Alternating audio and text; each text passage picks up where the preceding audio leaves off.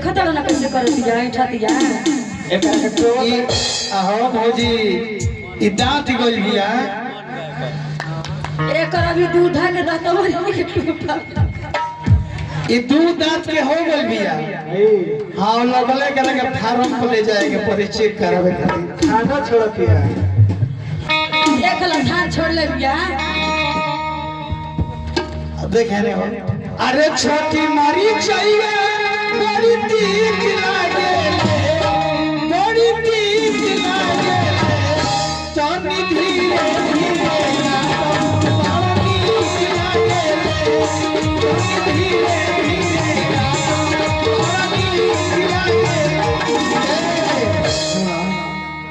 अब हमारे तो घर याद है हेलो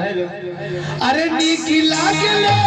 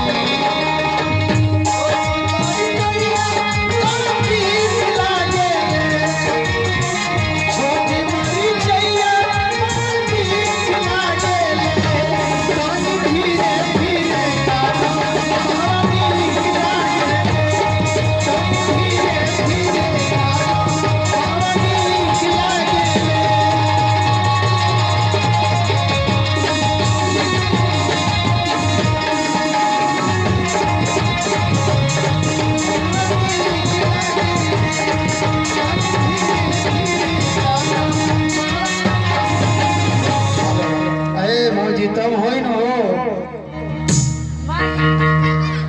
का होई ना होई ना तो बायना फेर पैसा दे ना कैसन बायना हो दिन भूस हुलो घर में 1 रुपया ना देले रही अहो 1 रुपया तब त 1 रुपया दे तो ओकर से का होई तो बायना का 10 रुपया ले 1 रुपया के तो बहुत कुछ छोड़ जाए 1 रुपया के एगो लमचूस त मिली एगो देव से ना मिली 1 रुपया के तो एगो माचिस मिली कि कोगो गांव फूक देबो गाहे फूक के कथि का चलो 1 रुपया के नमक का मुंह में डाल देले पर कांच गिरते हैं हां का है तो लालची लगी तब होई न हां होई का हो नाच गाना तब का समझ लो तू वही में गहिया हम वो में के ना होई तब का हम हे में के होई के और देखा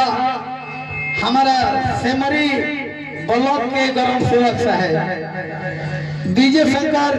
भैया देखो हो जा बैठल बनी हमार बहुत पुरान मित्र है चश्मा लगा के देखो तोड़ ना गोल लागली है देवे चले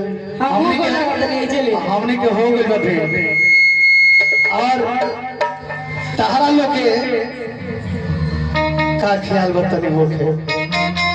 हेलो